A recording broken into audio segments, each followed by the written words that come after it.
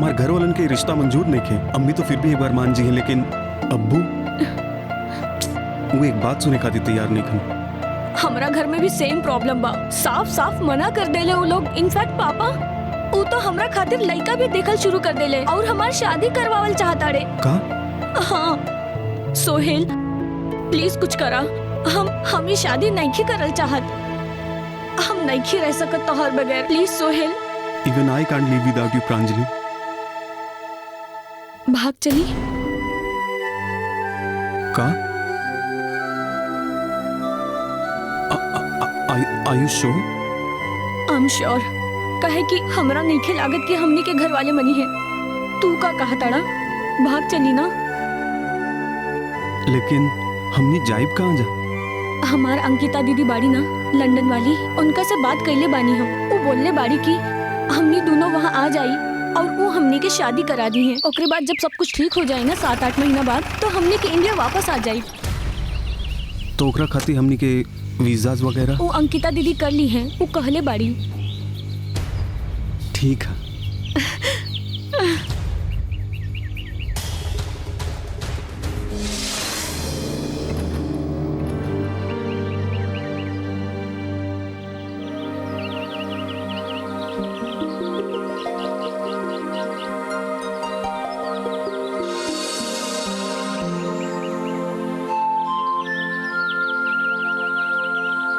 सोहेल तहार अब्बू का कहले?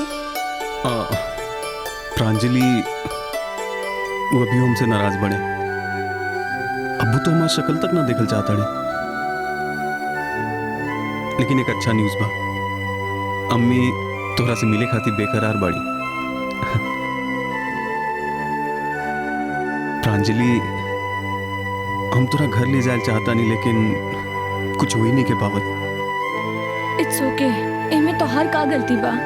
अगर तोहार अब्बू हमनी के प्यार और शादी के नईखन एक्सेप्ट करल चाहत, तो इनमें तू का कर सकेला? लेकिन तुहार घर पे का माहौल बा? प्रदीप भैया मम्मी पापा से बात करी हैं और लंदन से अंकिता दीदी के भी फोन आ जाई। होपफुली कल तक सब ठीक हो जाई। अच्छा सोहेल, तोहरे से एको बात कहे करे है। हाँ बोला ना। वो हमरा से अभी होटल में नहीं रहल जात, तो जब सब कुछ ठीक हो जाई तो हमनी के घरे रह सकेला। ठीक है।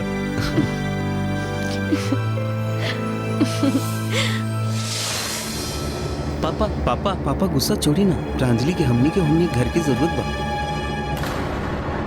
हाँ पापा, सोहेल बहुत अच्छा बाने और हम बहुत खुश भी बानी इनके साथ। हमरा समझ में ई नहीं की आवत कि तू ए लड़का के अंदर ऐसा का देख लेलू जौन एकरा साथे भाग गेलू लंदन और वहाँ जाके शादी कर लेलू। हाँ का देख लू एकरा अंदर ऐसा? ये बहुत ध्यान रखेले हमार और बहुत प्यार भी करेले हमरा से।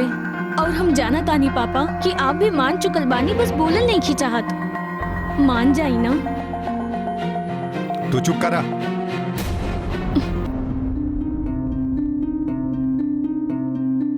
पापा हम जाने नहीं कि हम एक मुसलमान हैं और आपके सिर्फ हमार मजहब से प्रॉब्लम बा। लेकिन पापा हमार मुसलमान होके या ना होके से प्रांजलि के खुशी पे कोई फर्क ना पड़ी। और ये बात आप होकर खुश चेहरा देख के जान सके नहीं। पापा हम आपसे आज सिर्फ एक ही वादा कर सके नहीं कि हम प्रांजलि के जिंदगी भर खुश रखब। एक अलावा अगर आपके मन में कोई भी सवाल है तो पूछ सके नहीं। कुछ नहीं के पूछे के बेटा। हमके तो से ये उम्मीद रहे कि तू हमारी बेटी के हमेशा खुश रखबा और ओके कोनो तरह के कोनो तकलीफ नहीं आवे देबा। जी पापा। खुश रहा बेटा। प्रांजलि के घर वाला बहुत खुश रहे, काहे कि सोहेल एगो बहुत अच्छा लड़का रहे। प्रांजलि के फैमिली में ओकर फादर सोहेल के बहुत ज्यादा पसंद करे लगले। उनके लागत रहे कि सोहेल के रूप में उनके एगो बेटा मिल गई। सर प्रांजलि की फैमिली प्रांजलि और सोहेल के रिश्ता के मंजूर कर ले रहे, लेकिन सोहेल के अब्बू ना कैले रहे। लेकिन बाद में वो मान गए। कुछ महीने तक वो दोनों सहदेव के घरे रुक रहे। वो दरमियान ई लोग एगो शो के कॉन्सेप्ट तैयार कैले जेके नाम रहे इंडियाज वांटेड क्रिमिनल। सर इस शो के पायलट में प्रांजलि होस्ट करत रही। जब ये लोग शो के बड़ा चैनल पे देखौले, जैसे ही बड़ा चैनल इस शो के अप्रूवल देहलस, सोहेल प्रांजलि के एज ए होस्ट रिप्लेस कर देहलस। जब प्रांजलि पूछली कि ऐसा वो काहे कैले, तब वो बतावलस कि चैनल के डिमांड एगो फीमेल होस्ट ना बल्कि मेल होस्ट चाहिए। प्रांजलि सोहेल के बात तो मान गई, लेकिन शो जैसे ही हिट भइल तब प्रांजलि और सोहेल अपन खुद के घर बसंत विहार में खरीद ले और वहीं रहे लगले और वो दोनों के एगो बच्ची भइल जेकर नाम वो लोग आलिया रखले। वो लोग की शादी के लाइफ बहुत अच्छा चलत रहे। सर इंडियाज वांटेड क्रिमिनल शो के हिट होखला पे सोहेल के धमकी मिले लागल, जेकरा कारण वो अपना पास एगो लाइसेंसी पिस्टल भी रखे लागल। और सर दिल्ली पुलिस उन लोग के सुरक्षा के खातिर लोग के घर के बाहर 2 कांस्टेबल तैनात कर दिले। और फिर एक दिन यार जे भी कहा तम बाई बंदा सोहेल में ऐसा क्रिमिनल के नाम लेके रिपोर्टिंग करलन जेकरा सामने बड़ बड़ लोग के हवा टाइट हो जाला। हवा टाइट हो जाला कि लूज हो जाला। यार ओकरा दम की वजह से हमने यही जा बानी, ना वो दम दिखातन ना उनका धमकी मिली ना हमने के यहाँ मिलती। यार लेकिन माने के पड़ी, एक सीरियल की वजह से देखा कितना बड़ा बंगला खड़ा कर दे ले। देख ला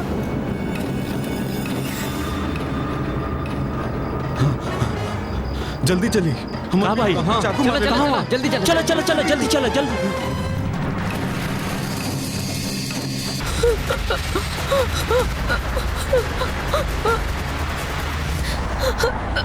प्रांजलि कीप ब्रीदिंग। 2 मिनट आओ Pranjali, you will be all right. Please don't worry Pranjali, you will be all right. सब ठीक हो जाए, फिकर के कोनो बात नहीं के।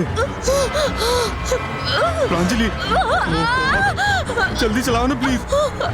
प्रांजलि फिकर करे कोनो बात नहीं के, तू ठीक हो जाएगू।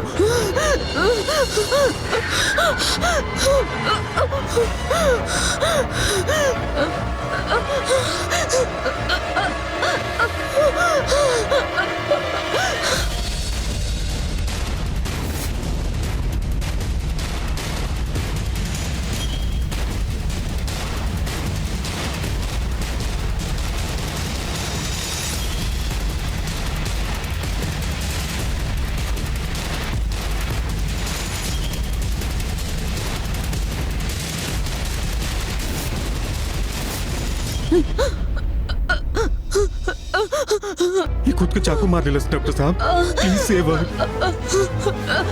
प्रांजलि कुछ नहीं तो रहा। प्रांजलि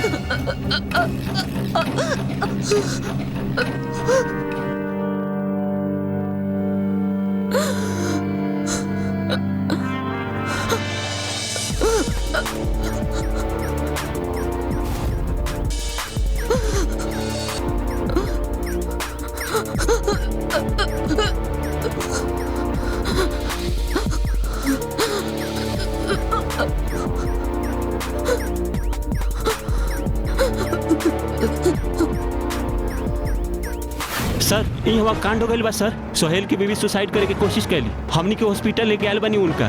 जी सर। ओके सर।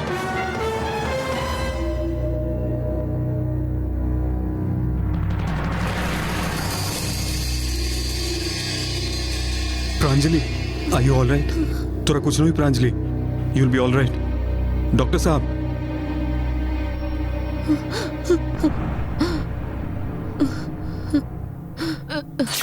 काहे?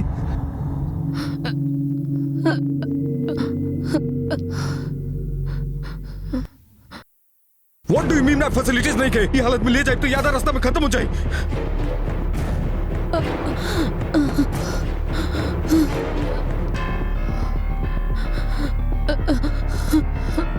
प्रांजलि चली कोनो बार अस्पताल में लेके चली। चली चली संभाल के। अच्छा चल आवा आवा आवा। प्रांजलि आँख खोला। डैमेट जल्दी चलाओ प्रांजलि।